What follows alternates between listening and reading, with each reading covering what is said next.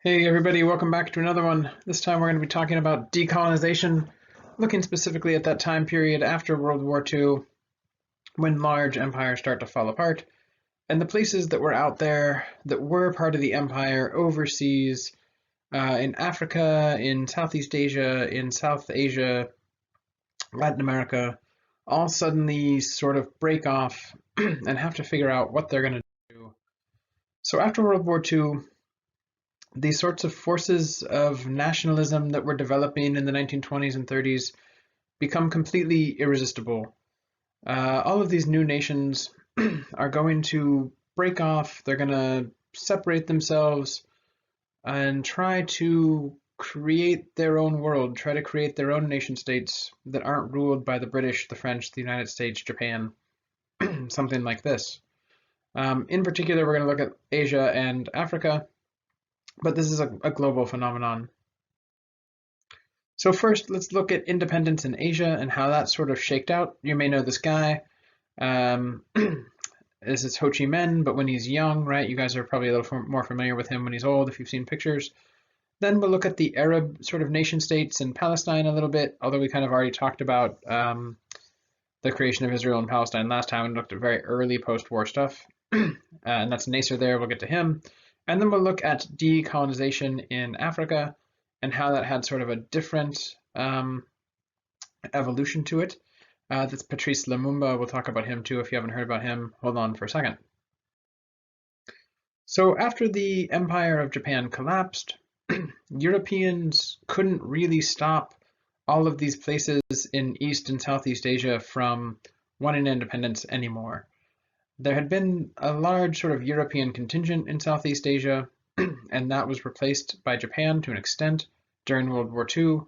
But when Japan surrenders, when the Japanese Empire collapses, all of these places that had been part of formal empires simply didn't want to go back.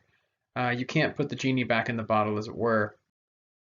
So decolonization happens pretty quickly in South Asia and then kind of slowly trickles across Southeast Asia and finally finishes in the 1960s for most places. Places like Pakistan, or it's a little tricky, East Pakistan, we'll get to that. That was actually part of India, right? So you can see India is kind of leading the way there in the early 40s. The Philippines too, right? And kind of immediately after World War II. And then a lot of Southeast Asia more kind of in the 50s, right? So the story is not World War II is over, let's decolonize. In fact, Europeans hoped to get all of their colonies back after the war. There was no desire, Churchill or Roosevelt, none of those people wanted like, oh, a world without colonies. So the idea was, let's just go back in. So in 1945, immediately after the war, the French are back in Indochina, the Dutch are back in Indonesia, and there's sort of a new player in the field. The United States recolonizes the Philippines briefly. They're set up for independence pretty quickly, but also Japan, Korea, um, lots of islands in the Pacific. There's lots of those islands in the Pacific are not going to go back, so those are going to remain colonized. The British go back to Burma and Malaysia and Singapore. Russia extends further into, parts of northern Korea, parts of northern China, that area of Manchuria. So Europeans are coming back in after the war. They're demobilizing the Japanese. They're taking over, right? So you have scenes like this kind of happening all over where the French, stride back in and say, hey, we're back, right? But they get a pretty cold reception. People in the colonies had already been thinking about independence. They'd already been thinking about breaking away from empire. Then the war happens. They get abandoned by Europe and the United States to an extent. The Japanese have all of this sort of propaganda against white imperialism. That plays a role. But more than that, most of these people had fought against the Japanese too. They had fought for their independence in the war. And they felt like coming out of the war, there was really no reason to keep these systems in place. So Europeans came back in sort of thinking, okay, back to business as usual. But the people that were there, it was anything but, right? They definitely didn't want to go back to that sort of system. And in many ways, you can look at India as sort of leading the way on this. Here you see Gandhi sort of talking to a crowd, and that's Nehru there to his right, two of the main sort of leaders of this movement. So remember, we looked at Gandhi, and we've looked at these sort of early interwar anxieties and stuff, where India was already transitioning towards something else, some sort of home rule, they called it, right, breaking apart from the British Empire. All that was kind of put on hold for World War II. The British said, look, we need your help. Uh, they needed soldiers, they needed resources. And Indians, by and large, kind of said, okay, right? They put this sort of independent struggle on hold during World War II, partially because it might not have gone anywhere, partially because of concerns about the war, partially about helping the British, all kinds of stuff. And as part of that, the British made a few sort of informal promises. You help us out during the war, and then when the war's over, we'll help, do this, we'll do that. But after the war, once the British win, all those promises kind of evaporate. And they say, oh, well, we didn't sign anything. I don't know. Maybe, who knows what I said, right? Kind of thing. But it became clear pretty quickly that once the war was over, you had this whole giant section of a continent that wanted to be free. Most Indians had a sense of nationalism that was developing. They felt separate, they felt independent. They didn't want to go back under British rule. The problem became how to do it. So the Muslim League began to negotiate, the sort of new Congress Party began to negotiate, and the British and Indian leadership eventually kind of hit on this idea that was popular at the time of sort of partitioning the region into new nation states, just sort of artificially creating them. And we saw this with Israel and Palestine, and we're going to see this coming again. There's a couple more coming. So the idea being, let's just break this giant chunk of land into separate sort of states, and people can figure out kind of where they want to live and how they want to do that. So this was called partition, this idea, and it became quite popular. In particular, there was concern between Muslim groups and Hindu groups about if you had a nation that was primarily run by one or the other, what would happen to the ethnic or religious minorities within those new nations. So you start to see a split. Muhammad Ali Jinnah, which was the leader of the Muslim League, began to advocate for the sort of partition where there would be a state set up specifically for Muslim leadership and religious minorities and ethnicities. And then you had Nehru, who was the head of the Congress Party, who wanted a more singular India that would be democratic, but also multinational, multi-ethnic, multilingual, right? Not necessarily a secular government that wasn't bound by a particular language or religion or anything like that. So, as it turns out, in 47, the British fold and they grant India independence. And this idea of partition becomes a reality. So you can see on this map, you have this new state called India, but you also have these two other states, West Pakistan and East Pakistan.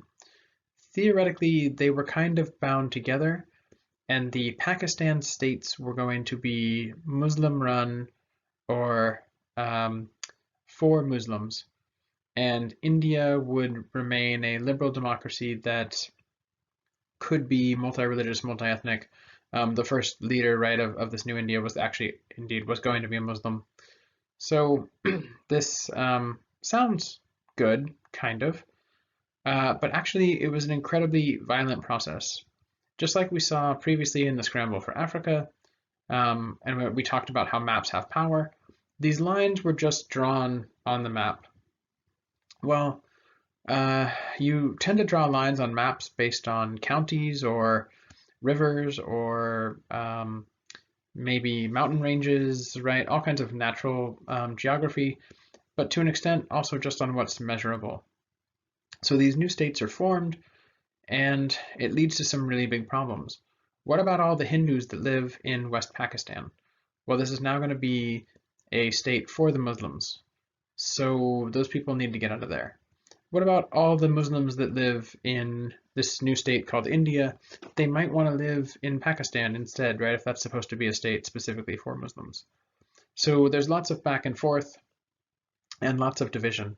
This line runs right through communities, right through families, right through cities that are already in place.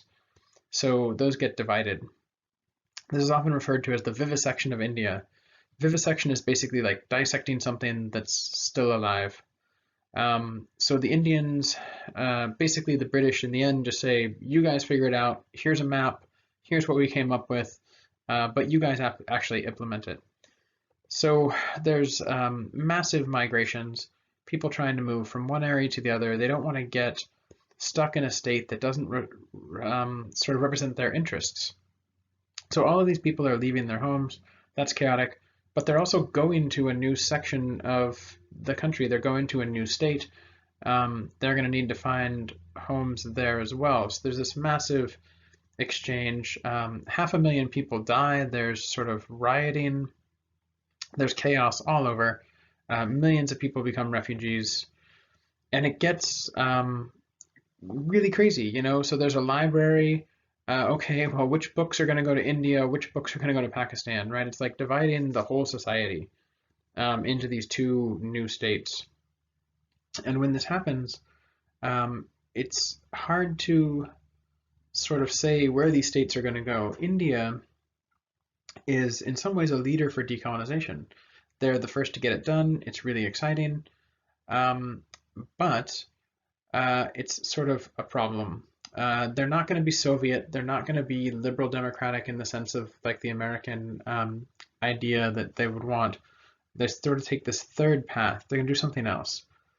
And so interestingly, India comes to be seen as a sort of model for how to do this. They fought against the British. They wanted independence. They got it. This is amazing, right? But once they actually get independence, there's all kinds of chaos. So it's sort of a warning for other people, right? If you decolonize, this is what might happen. But they could be an ally. They could help you, as we're going to see. India does sort of help with other decolonization efforts. It sort of serves as a role model for other groups that are trying to decolonize. But the sort of ugly aspects of this, of partition, linger, even right until today. There's often skirmishes between India and Pakistan, debates over who owns really little teeny pieces of land that are somewhat unimportant broadly, but they're really, really important to people who live there, particularly those with parents, grandparents, great-grandparents, who have memories and sort of family histories of these divisions. In other places, you see a protracted struggle that's not sort of as easy to get out of. In India, the British just say, hey, okay, fine, go for it. But we might look at Vietnam, we see a totally different process. In Vietnam, remember the Japanese invaded Vietnam during World War II. They had this pitch to Vietnamese people, Asia for Asians, we kicked out the French, oh goody. But really the Japanese wanted to exploit Vietnam. They weren't trying to give Vietnamese people independence so that they could live their lives happily or something like that. So Ho Chi Minh was in Vietnam. He became a guerrilla fighter with a lot of other Japanese and helped to destabilize Japan as best as possible in Vietnam. He adopted communist policies of resistance that sort of fit really well with World War II sort of independent struggles. And when the war ended, there was a sort of underground pseudo-military, pseudo-governmental organization that Ho Chi Minh was in charge of. And Ho Chi Minh declares Vietnamese independence. The Japanese have surrendered, Vietnam is free. And he issues a Declaration of Independence based on the US model. So remember, the United States is often seen as the first decolonizing nation, right? They broke away from the British, they gained their independence. So they're sort of service heroes in a way to a lot of decolonization movements. But we're going to see that's not always great, right? The US doesn't tend to support decolonization movements, actually. So when this happens, the French basically ignore it. the goal of France is to go ahead and recolonize Vietnam. So the French go back into Indochina, but when they do, they meet armed resistance. They meet Vietnamese who have been at war for years against the Japanese, who see themselves as a free and independent country who don't want the French. So here, in this picture, you have Ho Chi Minh and you have General Giap, and Giap is a military genius, and he's really responsible for a lot of the sort of military strategy that's going to overwhelm the French and to a large extent the Americans as well. So the French go back in, they try to invade, they essentially a war begins, the Indo-Chinese War, and it goes on for quite a long time, right, until 1954. The French are fighting to recolonize Vietnam, but it doesn't work, in large part because the people don't want them back, right? The people have been wooed by these independence movements. They don't want to be colonized. And then there's sort of a decisive battle. The French have a landing strip. They have an airport basically in northern Vietnam where they can move military planes in and out to support their war efforts, and they think it's a really secure military location.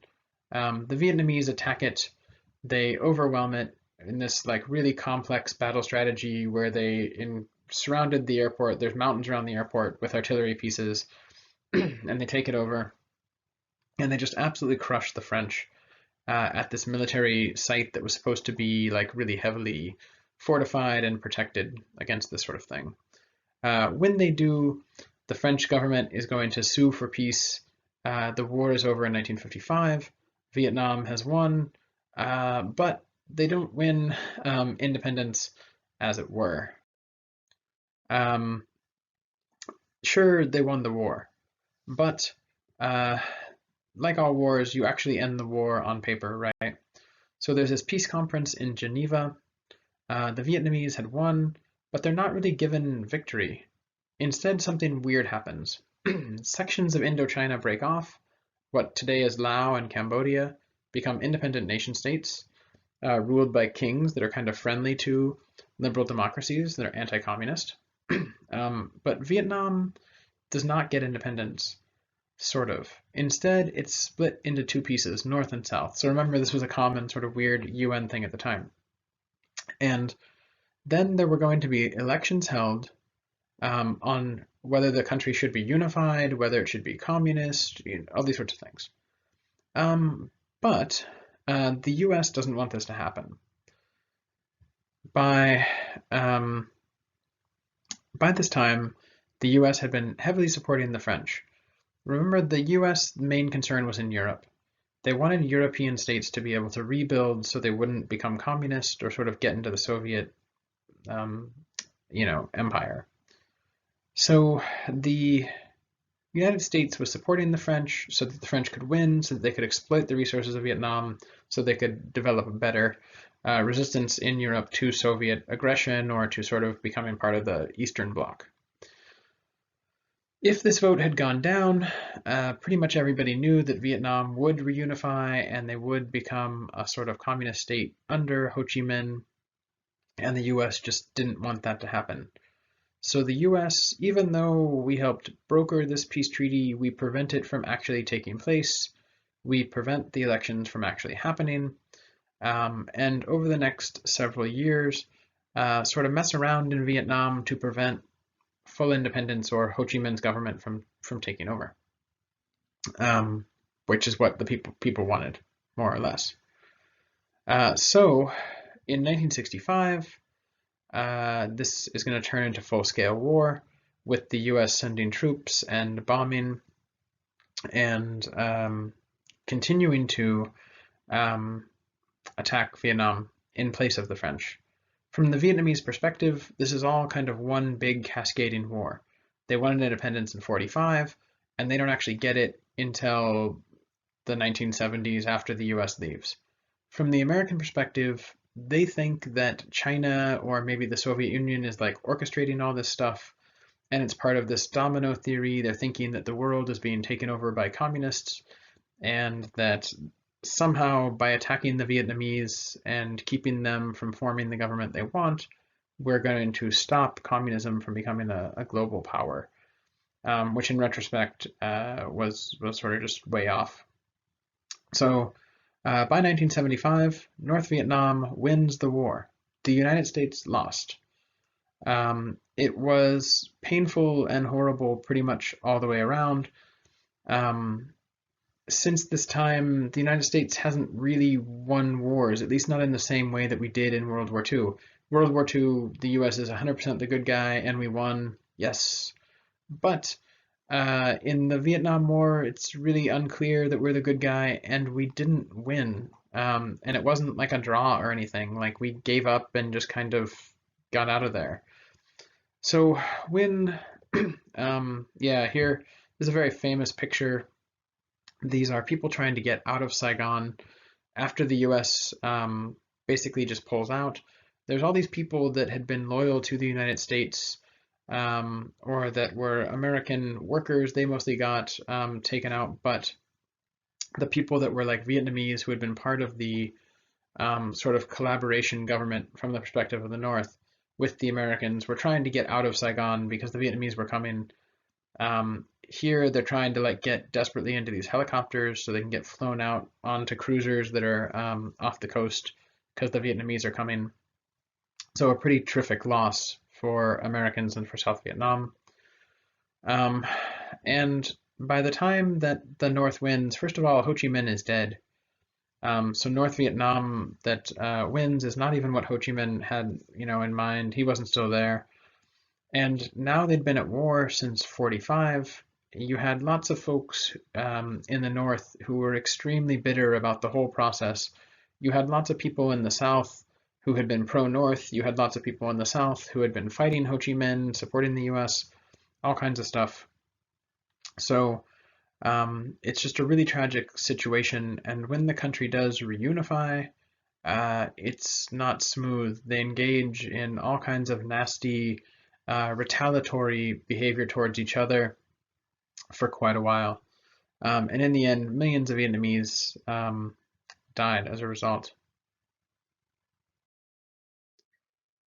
So what about elsewhere in the world? Was it all so unsmooth like that? I mean, I just gave you some examples in India or in Vietnam.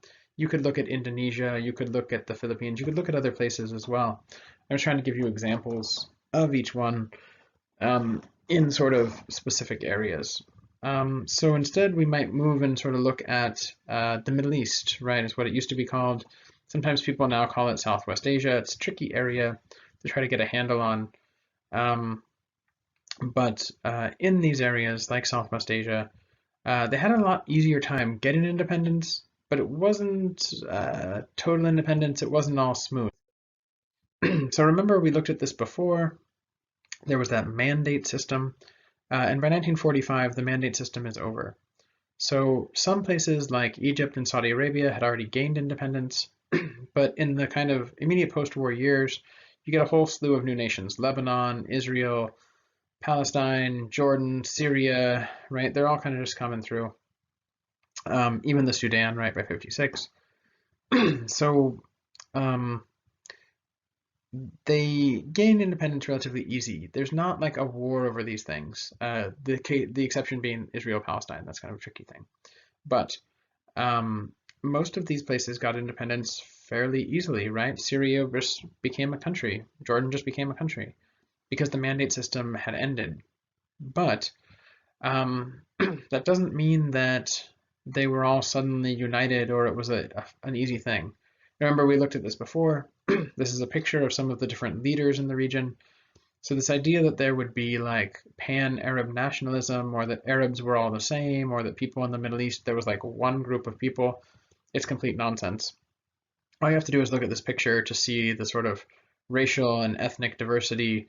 Each of these places was so different based on if they had been colonized before, for how long, by who, links to the Ottoman Empire, all kinds of stuff. So This idea that like these places could just gain independence and already have like a nationalism in place and a smooth transition just wasn't true. Worse, it became a pretty big hotspot for the Cold War. So these were independent states, but they weren't democratic. Most of them were monarchies. Many of them continue to be, right, in Jordan or in Saudi Arabia. Um, and these places were suddenly really, really resource rich. Remember, we had looked at around the time of World War II, oil becomes a huge commodity globally and becomes really, really important. And during World War II, the number one producer of oil was the United States. We just had great infrastructure, and you look at all the oil in Texas and the Gulf Coast and stuff like that, or in California. But after World War II, there had been these oil wells in the Middle East, in Southwest Asia, that had been productive, but they were kind of tied up in these colonial systems, the mandate systems. They didn't really have great infrastructure. Now, people realized the tremendous potential of oil in those areas and wanted to extract it. So these areas were suddenly really, really resource rich, but not very good infrastructure, not really developed in a sort of technological or high economic sense, only in terms of the resources they had. So the Soviet Union and the United States both want that oil. They both want those resources. But there's a lot of contention about how they should get it. In particular, there's a sort of nasty legacy already of imperialism and white folks coming in and taking these resources. So this Aramco, right, is a big oil company in the region. There was already this sense that the British and French had exploited these people. So that's tricky. Also, a lot of these people didn't like communism because they had monarchies, right? Monarchies and communism don't get along. They also were Muslim, primarily in these regions, the elite and leadership anyway. And so we're religious. Communism and religion don't always get along. So it's really tricky who's going to sort of be able to exploit these regions during the Cold War. Of course, these people don't want to be exploited, right? So that doesn't help either.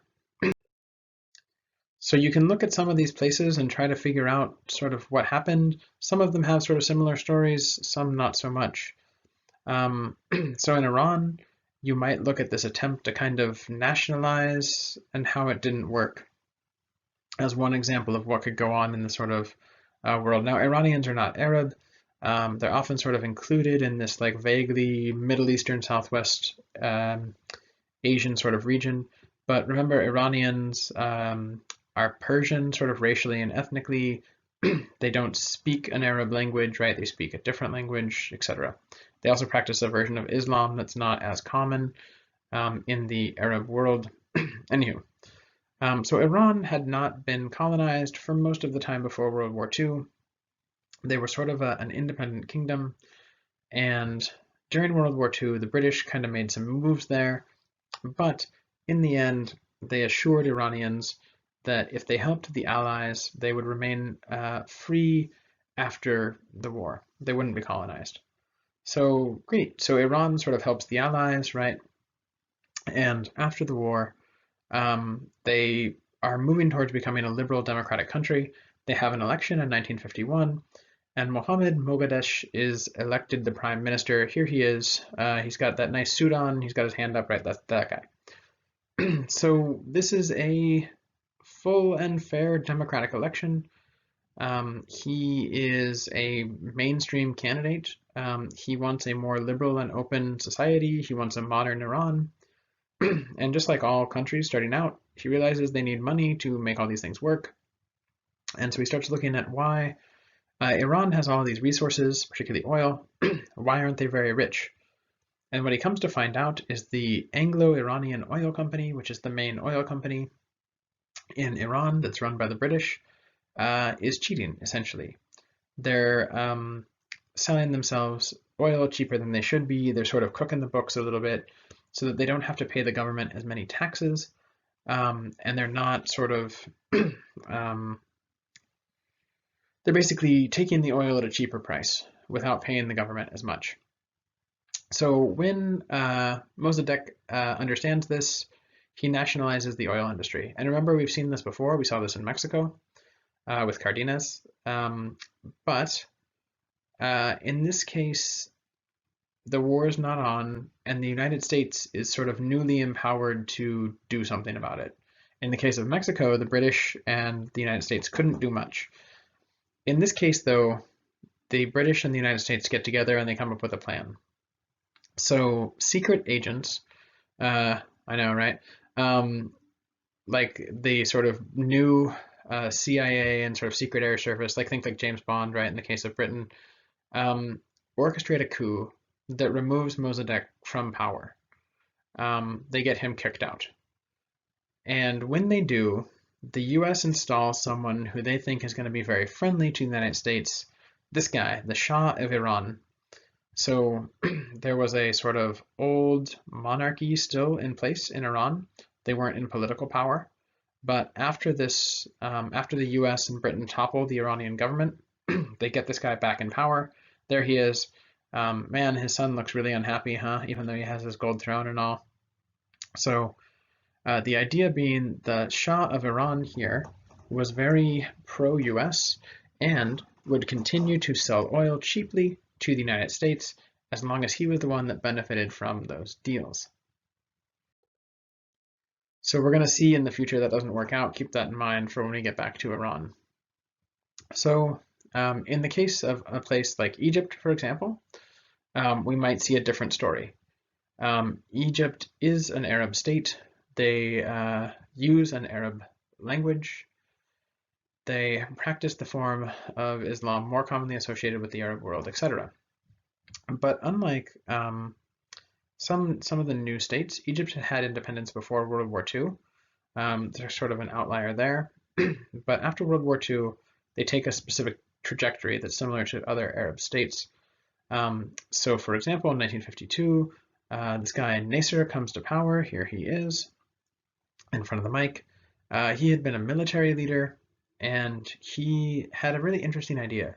He was aware of the way the Cold War worked, or that was taking shape, and he realized that the US and the Soviet Union hated each other and were competing out in the rest of the world, trying to sort of collect other countries or other nations like to their side. So he played them off each other. He would go to the US representatives and say, oh, the Soviet Union's offering me this. You guys should do the same. And the US would do it. Then he'd go to the Soviets and be like, the US just gave me this. Maybe you guys should try to, get me on board with that. So he sort of played them off each other, and that worked out really well. But another aspect of his policy that turned out to be a lot more problematic was he absolutely hated Israel. There was a sort of religious component to this. Muslims and Jews don't always get along. But also, he saw the Arab world as having been repressed for a long time and sort of under the yoke of imperialism and colonialism. And he saw Israel as a new sort of form of that. People from Europe were essentially transplanted to this new state, Palestine, and in that new state, Jews from Europe sort of took over. And so he argued that these sort of Europeans had still come there to somewhere they didn't belong, and they were sort of taking over, right? And so there was a lot of things combined that really upset him about Israel, and that was going to be a problem for him. And we'll see more of that.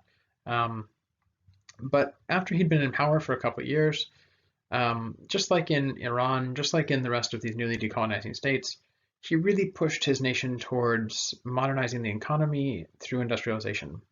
So he wanted to change the economy, make it not based on extraction, not based necessarily on farming, but more on industrialization to get on par with other sort of great world powers.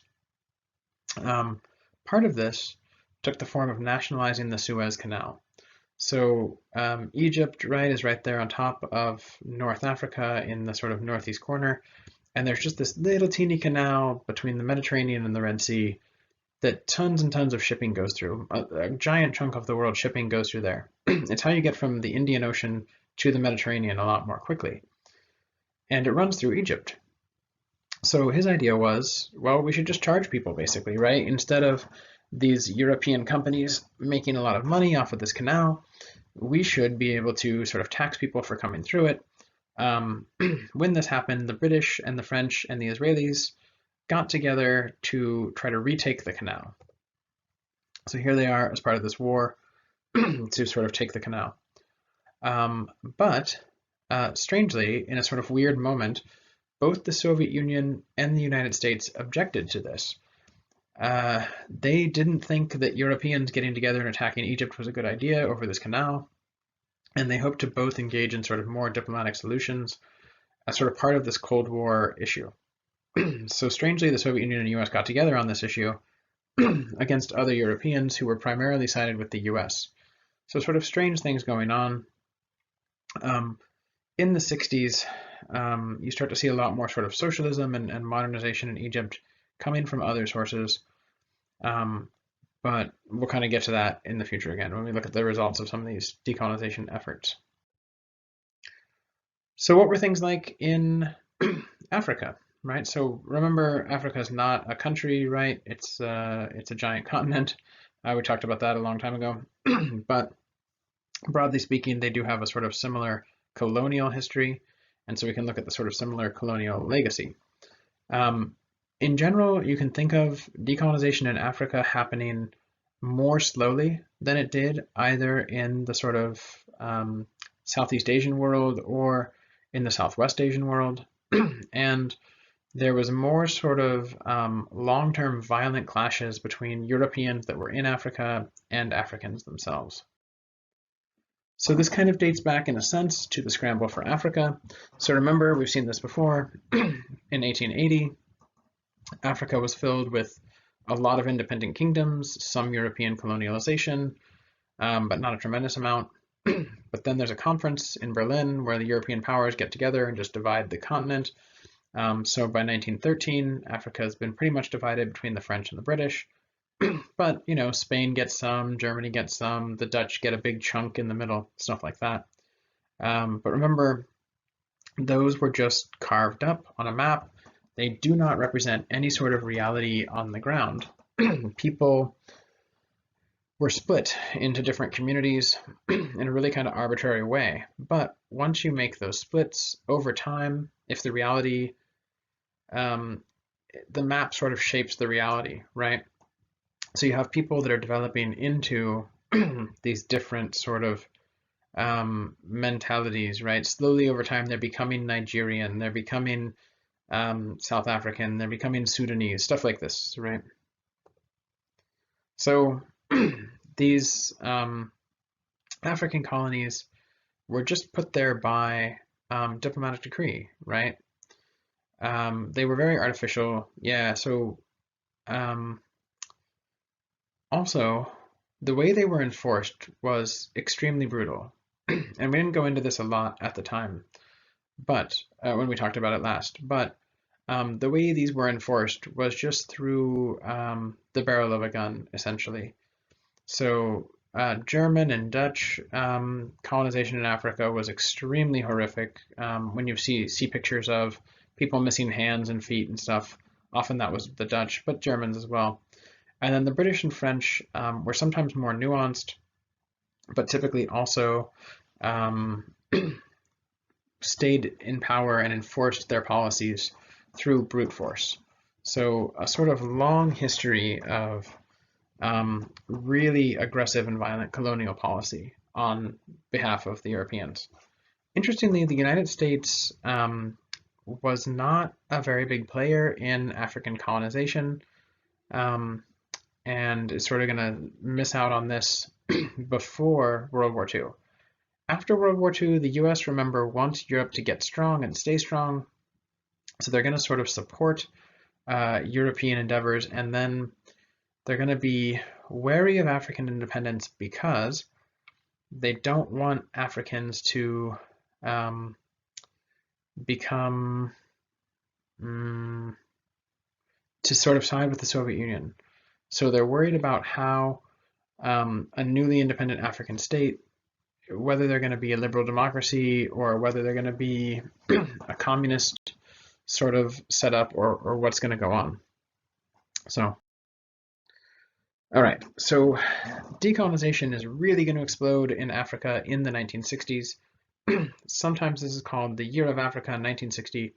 If you look at this map, you can see the year that a lot of these states got independence, and 1960 just pops out, right? Mali, Niger, Chad, the Central African Republic, Cote d'Ivoire, right? Like tons of places on this map you can see, and then it's kind of like goes down a little bit. So like Zaire in 1960, but then other places kind of slowly, like 1970s and stuff. But for the most part, independence in Africa is going to come in the 1960s, kind of kicking off in 1960. But there are some early sort of outliers, right? So if you look at Egypt, for example, was 1922, Libya 1951. But mostly when you're talking about African independence, you're not necessarily talking about those North African states anyway. So how did this work? Well, you might look at Algeria as an interesting example. So here you go. Algeria was a colony of France. It was this huge territory across the Mediterranean, and the movement for independence there begins immediately after the war. But it's pretty nasty. Unlike Vietnam or unlike some of the other French territories, the French think of Algeria as part of France. They just see it as an extension of France kind of across the Mediterranean, particularly the northern parts of it. And lots of French people live there.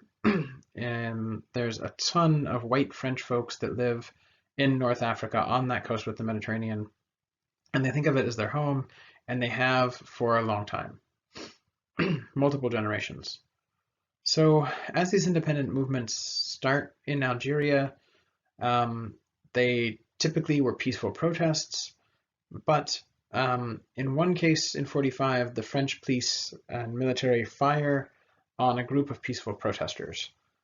In the backlash, the protesters become not peaceful anymore and lead to direct clashes with the police and the military, in which 8,000 Algerians are killed and 100 French soldiers are killed.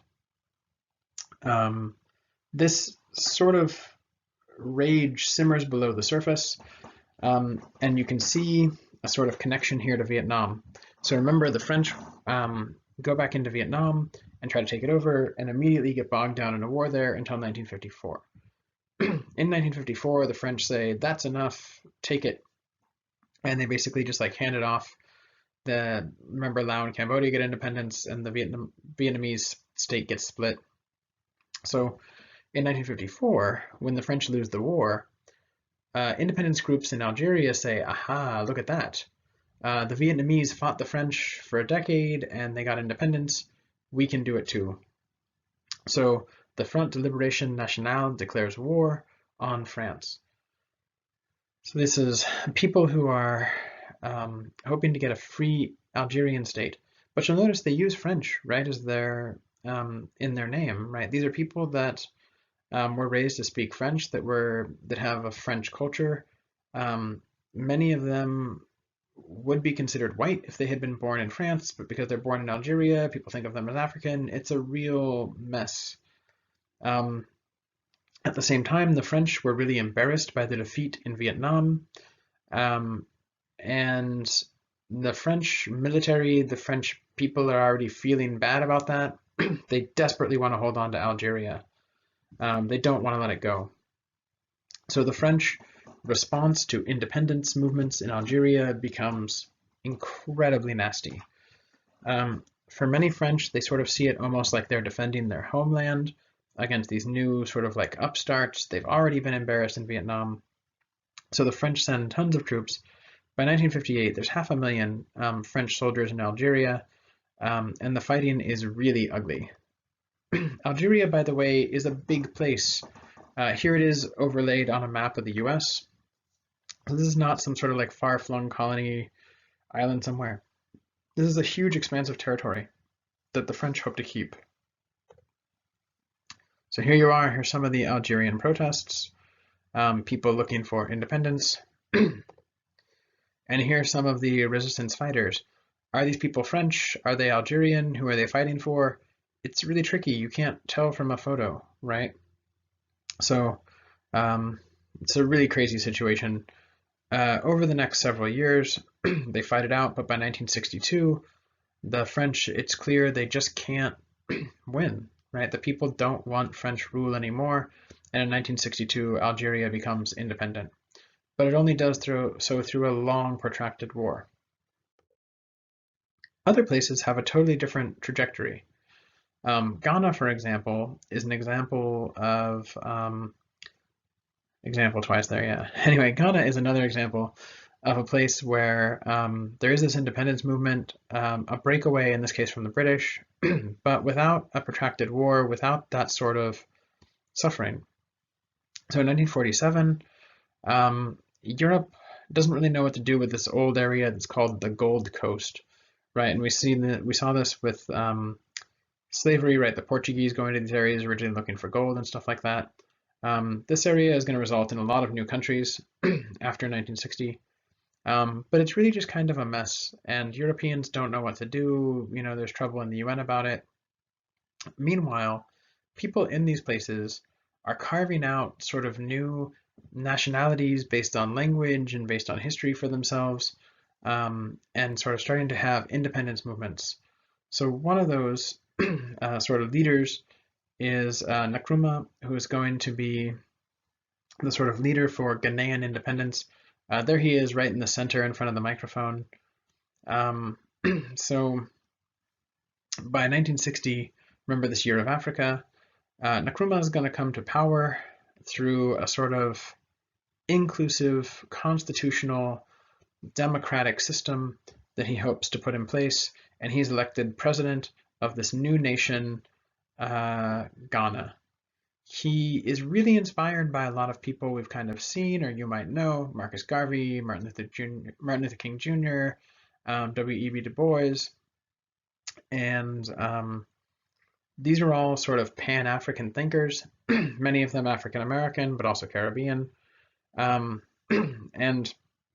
Nkrumah is kind of pulling together all these different ideas that they have about Blackness, and it becomes a sort of vibe in Ghana, this sort of idea that you should be Black and proud. And the Ghanaian sort of term for this is negritude. This idea that's been put before Black folks in West Africa for so long is that it's somehow inferior to be Black. But what Nkrumah and other sort of independence people are saying is, this is insane. This is who we are. This is who we've been. We should be proud of who we are, and we should be proud of the things that Black people have contributed to the world, and et cetera, right? And so he's drawing on these sort of other Pan-African thinkers and sort of reframing it in a more fully African context. And this is going to become huge all over Africa. People are going to see this and think, yeah, this is a great idea. Unfortunately, it doesn't last too long. Nkrumah and this sort of liberal democratic experiment only lasts for about 6 years or so. And then there's a coup in Ghana, and the military overthrows the sort of political leadership. And then it kind of goes back and forth up till today. But this sort of attempt to create a new state carved away from these old African empires is sort of first successful there. So here, let's watch this video clip for a second. It's an American newsreel talking about Ghanaian independence, and that will help us get a sense of what people, at least in the US, were thinking about this at the time.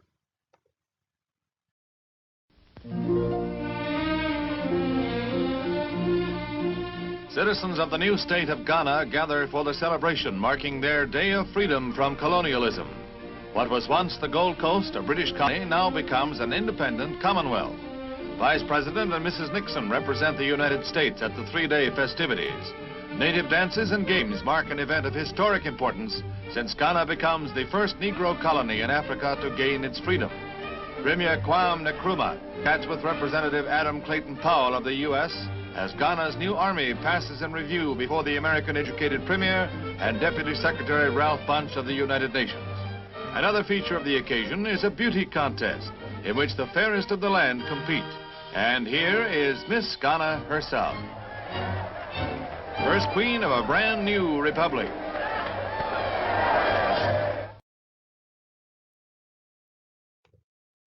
So that's super interesting, right? There's a bunch of weird stuff going on in there. So Richard Nixon was there, right? He was the vice president at the time. So America felt like this was pretty important. We sent the vice president to go check it out. There were also civil rights leaders there from the United States. Adam Clayton Powell Jr. was there. He was a civil rights leader based out of New York, right, in the United States. So there's a sort of connection between American civil rights and Ghanaian independence. Because remember, in 1960, American civil rights are still, the battle's ongoing, right? That's very tentative.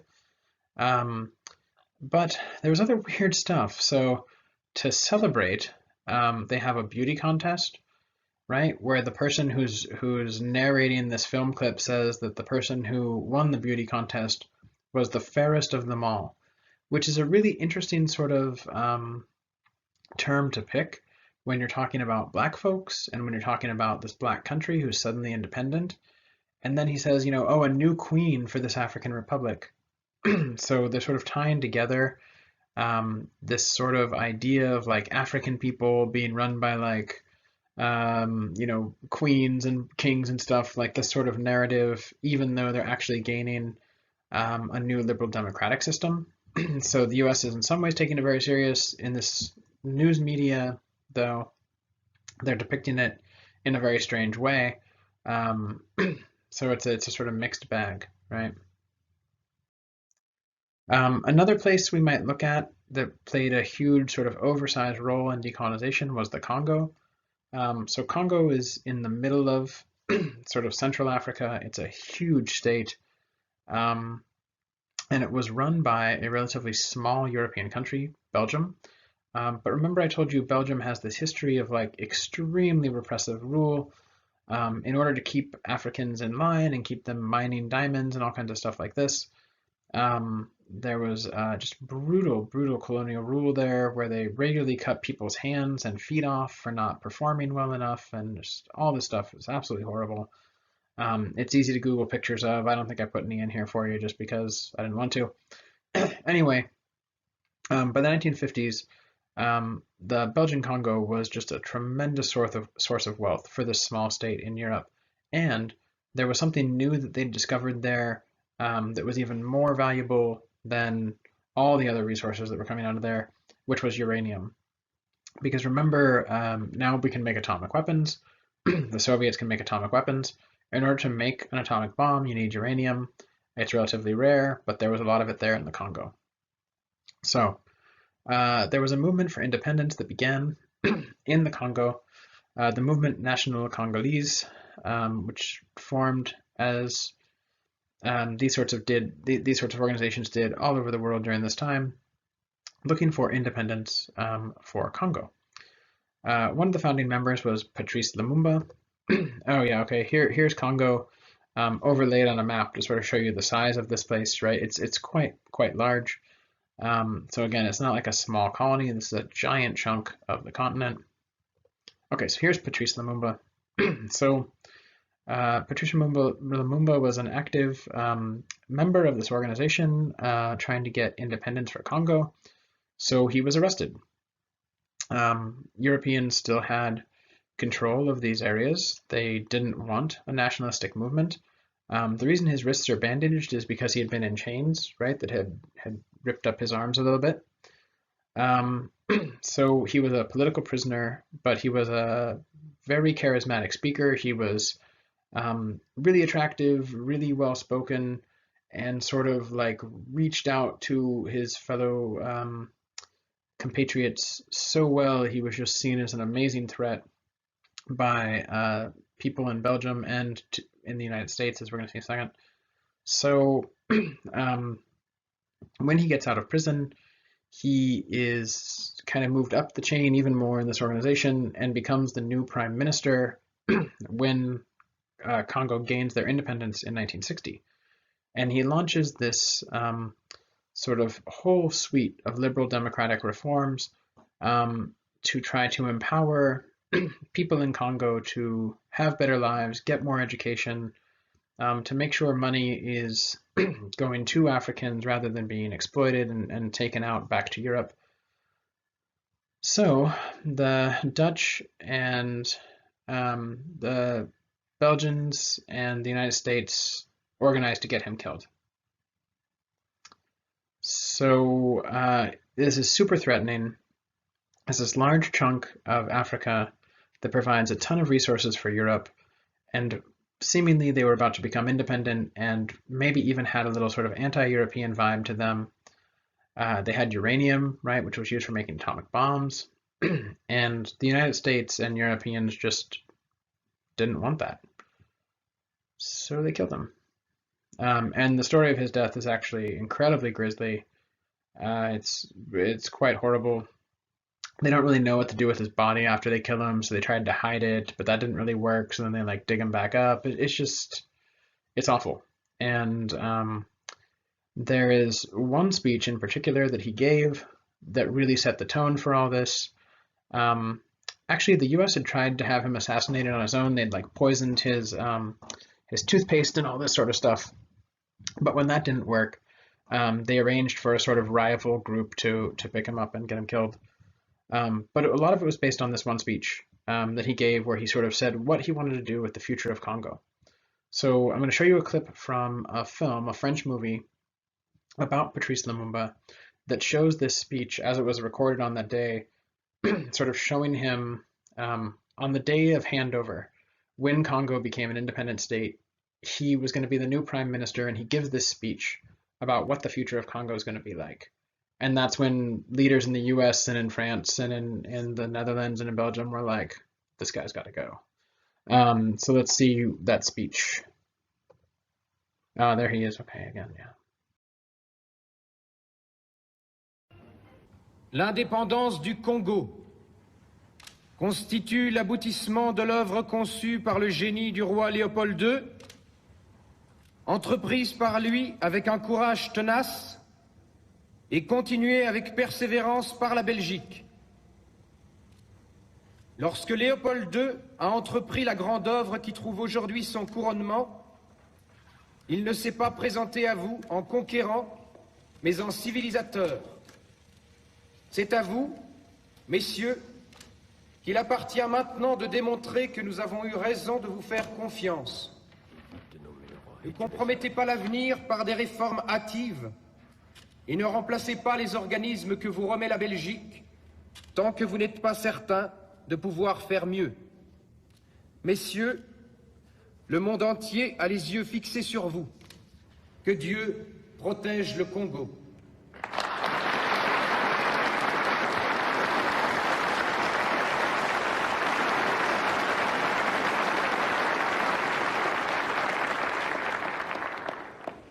Excellences, mes chers compatriotes, au moment solennel où la République du Congo se présente au monde et à l'histoire pleinement indépendante et souveraine, Patrice, c'est trop dangereux.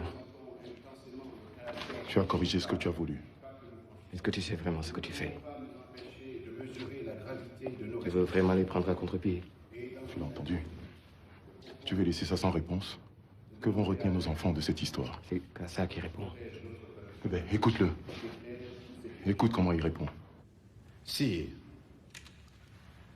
la présence de votre auguste majesté aux cérémonies de ce jour mémorable constitue un éclatant et nouveau témoignage de votre sollicitude pour toutes ces populations que vous avez aimées et protégées. Nous ne les décevrons pas.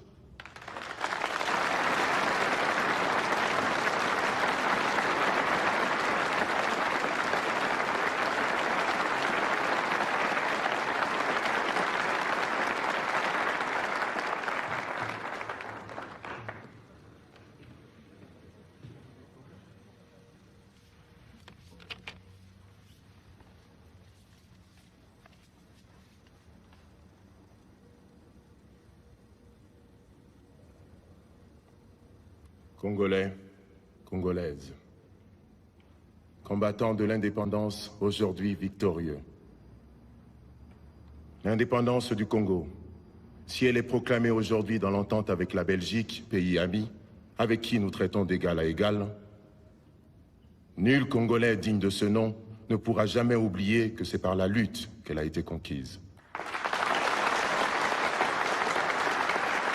Une lutte dans laquelle nous n'avons ménagé ni nos forces, ni nos privations, ni nos souffrances, ni notre sang. Nous avons connu le travail harassant, exigé en échange de salaires de misère. Nous avons connu les ironies, les insultes, les coups que nous devions subir matin, midi et soir parce que nous étions des nègres.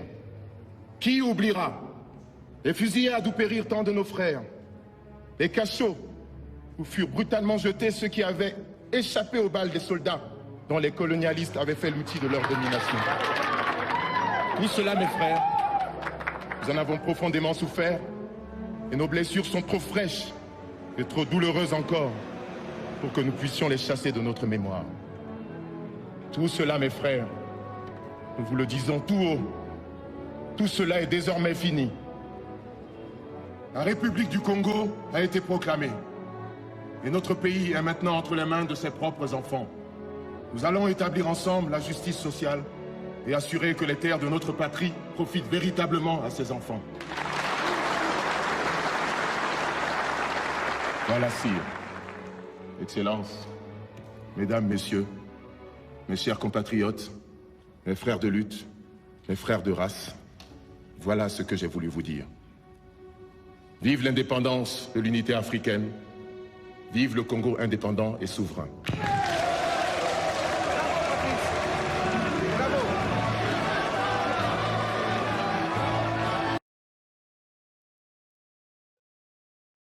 Okay. So what was going on there? That's a lot going on. The guy comes out who represents Belgium and he says, look, we're giving you freedom. We're giving you independence. You know, we started this a while ago to help civilize you, and it seems to have paid off, but I guess now it's up to you whether you'll take the lessons we gave you and, you know, do the right thing, or whether you'll regress, basically. Don't worry about trying to do something better than we did it, because you can't, right? So Patrice Lumumba gets up and he says, hey man, first of all, you're not giving us anything. We fought a war for independence and we won. So that's a pretty big difference in the way you sort of frame these things. Then he says, you know, we were exploited. You abused us. You didn't bring us civilization, right? We struggled to get these things. And in the future, we're concerned about making sure that the resources of Congo, the people of Congo, are enriching themselves, that there's a sort of unity amongst Black folk, there's a unity amongst people in Africa, there's a unity in our community, rather than through some sort of European framework. We don't have to do that. So when he gave this speech, it was this amazing sort of moment for people around Africa. People heard this and people read this in newspapers all over.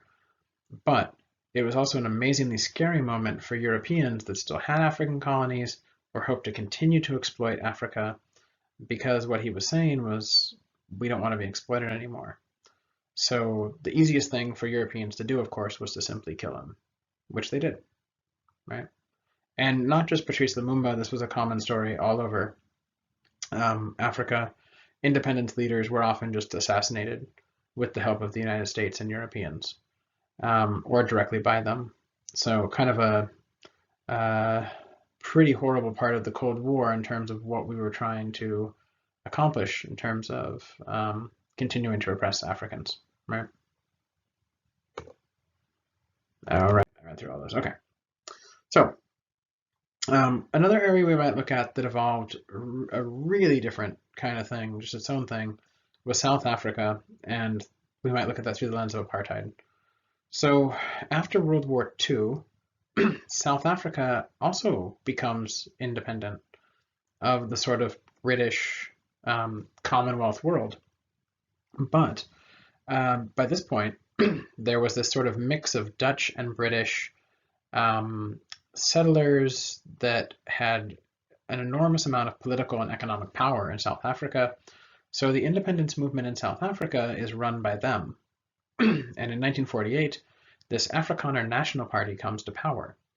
And when they do, they institute apartheid, which is a formal racist system where the majority of wealth and land is in the hands of white folks by law, where racism is decreed by law and segregation is decreed by law. It's a really extreme version of what was ongoing at that time in the United States. So you see things like this: the Division Council of the Cape, white area by order of the Secretary, right? So this is on a beach, right? So a white beach. The United States is a little bit wary of this. Britain is a little bit wary of this, but they continue to support South Africa. And then in the 1980s, they're really going to sort of flip on this.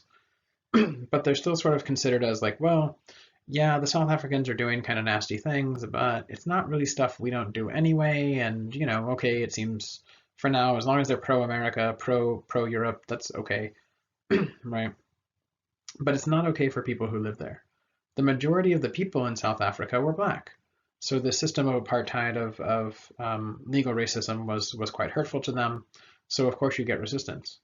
So within a few years, you have the African National Congress formed, and they publish this charter asking for freedom, essentially. And one of the founding members is this guy, Nelson Mandela. Here he is when he's young. Mostly people only see him when he's old. But you got to look at these guys when they're young, right? Here he is as a young man advocating for freedom for South Africa. And this is a little bit tricky because by the time he's old, in the 90s, he's seen as like this super peaceful symbol of peace, a lot like Gandhi.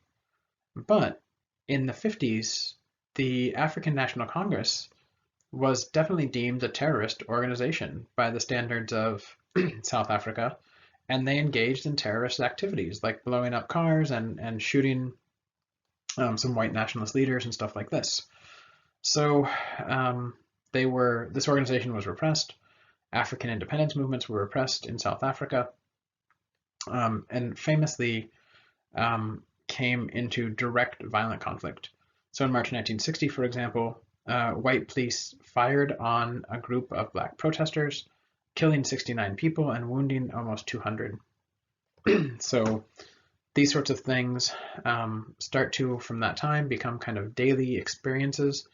Africans can read about this in the newspaper, right? These not only all around the continent, but in South Africa, the people are becoming more and more aware of the situation.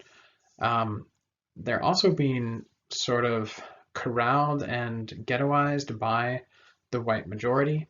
So white farmers are taking more and more land, white businesses are taking more and more of the profits. Segregation is becoming more and more enforced.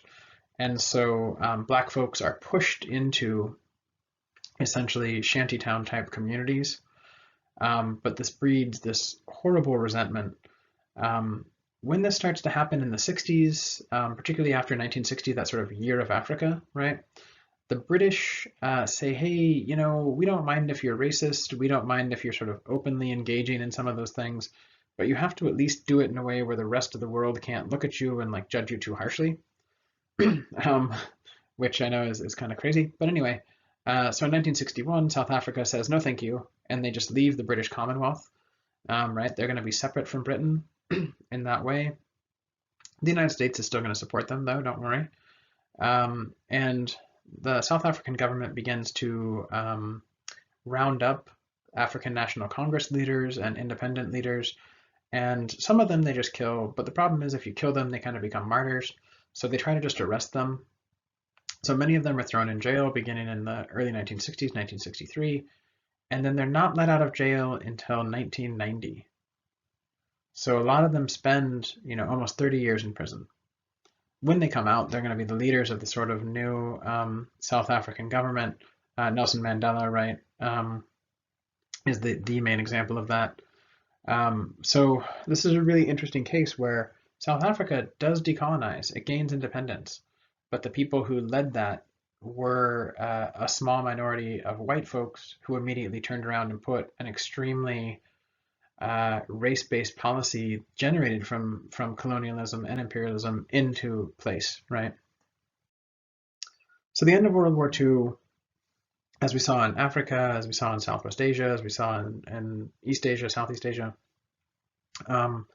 really did signal the end of empire in terms of formal empire. But it takes decades, several wars, a long time for decolonization to actually lead to independence for these nations and for the sort of hundreds of millions of people that live there. We'll see the results of this coming up kind of in a couple lectures down the road. We'll look at how well these things sort of turned out. It remains unclear in some ways. But next time, we'll look at something new under the sun. Go ahead and do that reading. There's one that's up on D2L in the content folder. It's called Something New Under the Sun, and we'll look at sort of more of an environmental history of the 20th century. So kind of just go a different way with it for a little bit as we get closer to wrapping up the class. All right, as always, let me know if you have any questions. Otherwise, talk to you soon.